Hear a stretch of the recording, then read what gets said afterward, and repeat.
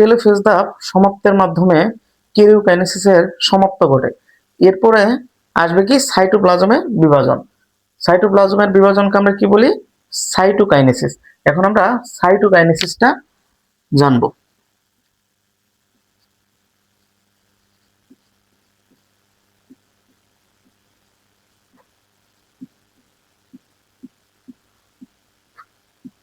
দেখো, এই সাইটোকাইনেসিসে উদ্ভিদ কোষের ক্ষেত্রে দেখো, এই যে মাঝখানে যে বিষুবীয় অঞ্চল থাকে, এই বিষুবীয় অঞ্চলে উদ্ভিদ কোষের সাইটোপ্লাজমে উপস্থিত এন্ডোপ্লাজমিক রেটিকুলাম জমা হয়ে কোষ প্লেট গঠন করবে। দেখো, এই যে এখানে এন্ডোপ্লাজমিক রেটিকুলাম জমা হয়ে কোষ প্লেট গঠন করবে।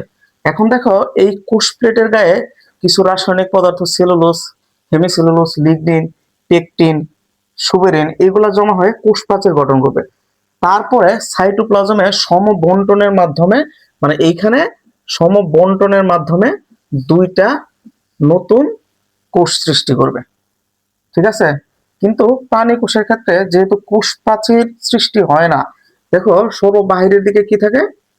কোষ ঝিল্লি থাকে। দেখো, এই কোষ ঝিল্লিটা গর্তের মতো ভিতরে ঢুকে যায়, গর্তের মতো ভিতরে ঢুকে যায়। এই যে গর্তের মতো ভিতরে ঢুকে যায়, এটা আরো গভীর হয়, ধীরে ধীরে গভীর হয়ে একসময় ছিঁড়ে গিয়ে দুইটা নতুন কোষের সৃষ্টি করে। মানে এইখান থেকে এটা আরো গভীর হয়, এটা আরো গভীর হয়ে এইখান থেকে দুইটা অংশ ছিঁড়ে যায়। ঠিক আছে?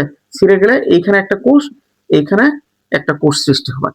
দেখো, এই যে দুইটা কোষ সৃষ্টি হলো, এখানে সাইটোপ্লাজম সহ অন্যান্য যে অঙ্গাণু থাকে, এগুলা সমবন্টন ঘটে। ঠিক আছে?